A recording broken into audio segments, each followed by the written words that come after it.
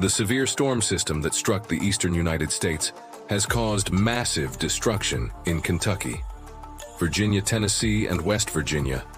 Heavy rainfall led to overflowing rivers, collapsed roads, and thousands of homes being submerged as water levels rose rapidly. Evacuations began, but rescue teams are struggling to reach flooded neighborhoods in many areas.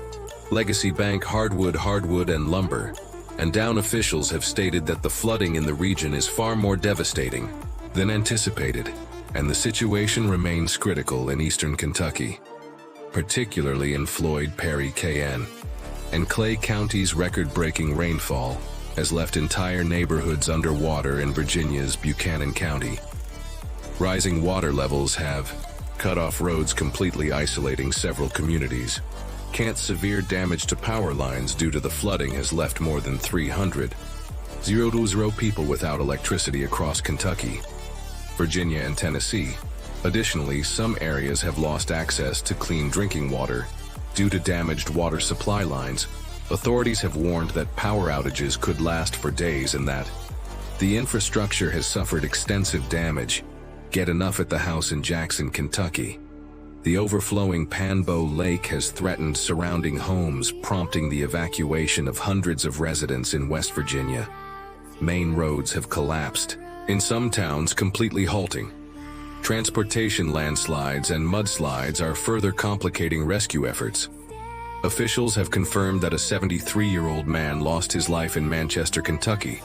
Due to the flooding, however, rescue teams are still assessing reports of missing persons and trying to reach stranded residents. The Louisville Metro Police Department carried out more than 30 water rescues on Saturday alone. Kentucky Route 160 has been completely closed due to a massive landslide, while entire neighborhoods in Perry County had to be evacuated. Rescue crews say they will have a clear picture of the damage once the floodwaters recede. Residents have reported losing contact with loved ones trapped in their homes, and some areas are experiencing disruptions in phone and internet service. Officials have stated that communication outages along with power failures are making rescue efforts even more difficult. This flood disaster brings back memories of past major natural catastrophes in the region. In particular, the devastating floods that struck eastern Kentucky in 2021 caused widespread evacuations and severe infrastructure damage. At that time, Floyd, Bright, Perry, and Knott counties suffered extensive losses, and the recovery process took months.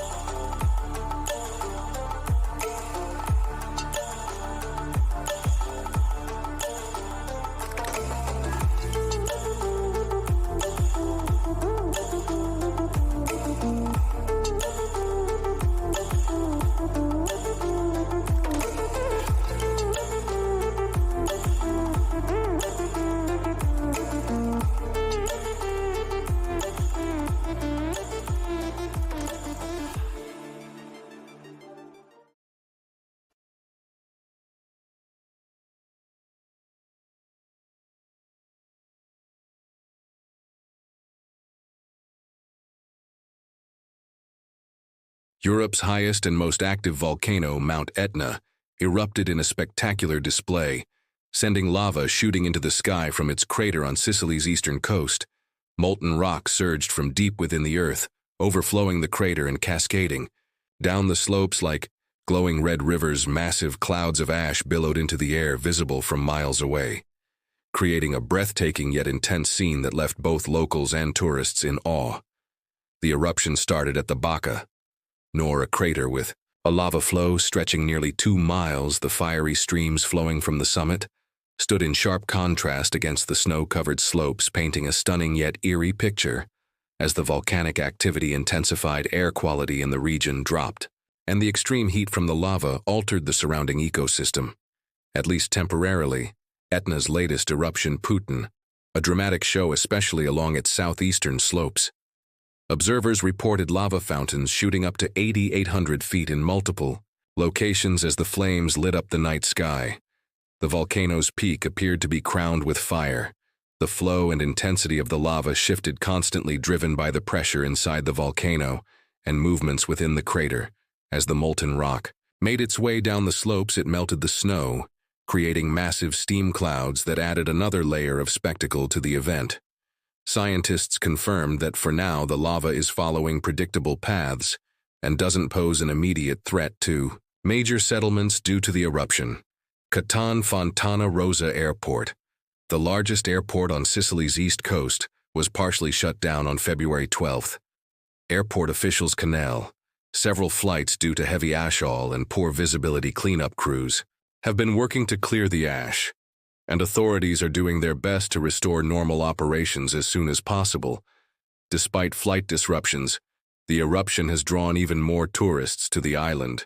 Nature lovers, photographers, and thrill seekers have flocked to Sicily to witness this rare event up close. Some visitors even experience the unique contrast of skiing down the volcano's northern slopes while watching the fiery eruption unfold in the distance. Volcanologists from Italy's National Institute of Geophysics and Volcanology continue to monitor the situation closely. Experts are tracking seismic activity and gas emissions, and for now they don't expect the eruption to escalate into a larger volcanic crisis.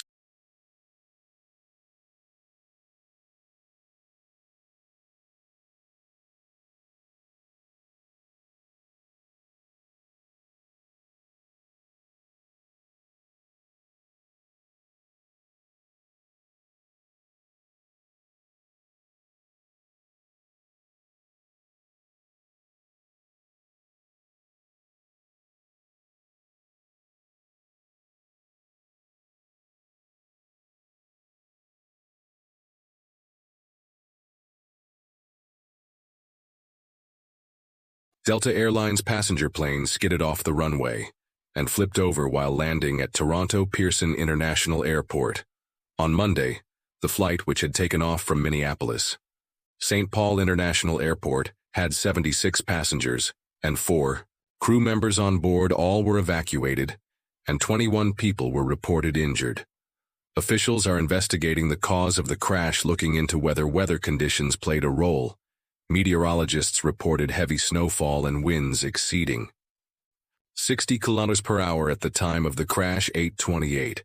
The accident happened as Ontario was being hit by a powerful winter storm.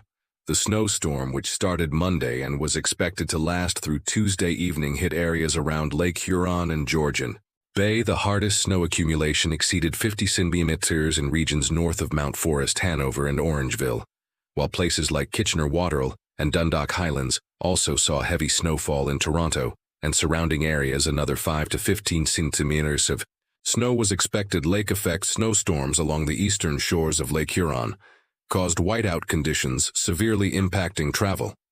Highway 4 between Exeter and Clinton was completely shut down, while dangerous driving conditions were reported.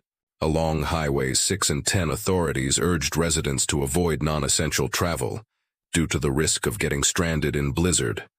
Like conditions, meteorologists warned that northwesterly winds between 40 and 70 km/h would continue, leading to snow drifts and further whiteouts. Rural areas were expected to be hit the hardest, but the winter storm was also expected to disrupt urban transportation. Meanwhile, snow removal efforts continued across Toronto following heavy weekend snowfall. Officials said clearing the large piles of snow from major roads could take days, while sidewalks and bike lanes were also being addressed. Environment Canada warned drivers to be cautious as icy roads and deep snow accumulation could create hazardous conditions. Residents were advised to check weather and road updates before heading out between the plane crash at Pearson Airport and the extreme winter weather across Ontario. The situation has been tough for locals. Authorities are urging people to follow safety precautions, be mindful of quickly changing conditions, and avoid unnecessary travel, especially in open areas where strong winds could make things worse.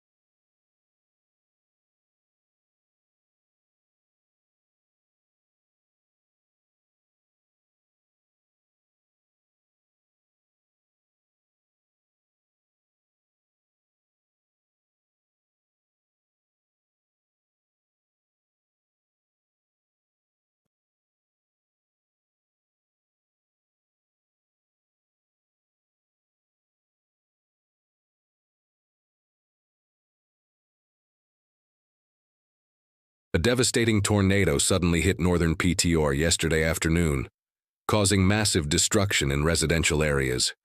It ripped off roofs, flipped cars, and uprooted trees blocking roads, and leaving residents in shock and fear. This violent storm, which struck as severe weather conditions intensified, caused major damage, especially in Montana and surrounding neighborhoods. While the South African Weather Service hasn't officially confirmed the nature of the event, eyewitness accounts and shared footage strongly suggest it was a high-speed tornado. I'm more word authorities haven't provided exact numbers on casualties yet, but social media videos show collapsed buildings and heavily damaged properties. Residents describe how the storm came out of nowhere and left destruction in its wake.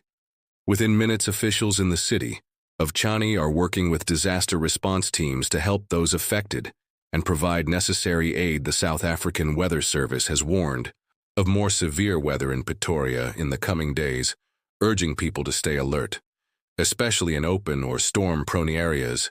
Experts say extreme weather events like this could be linked to climate change, increasing the chances of more frequent storms in the region. Authorities are asking residents to follow emergency alerts and safety instructions.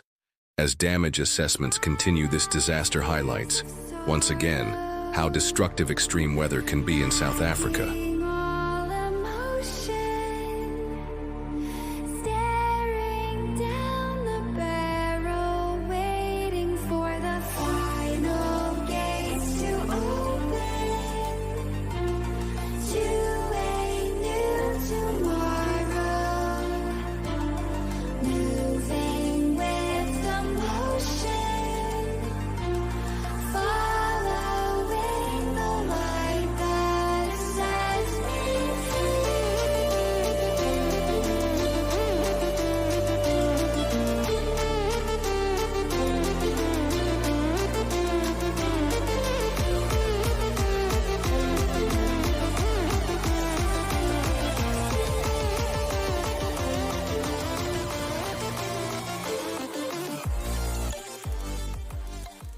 If you want to stay updated on more natural disasters, don't forget to subscribe to our channel and turn on notifications. Stay safe, and our thoughts go out to everyone affected by this tragedy.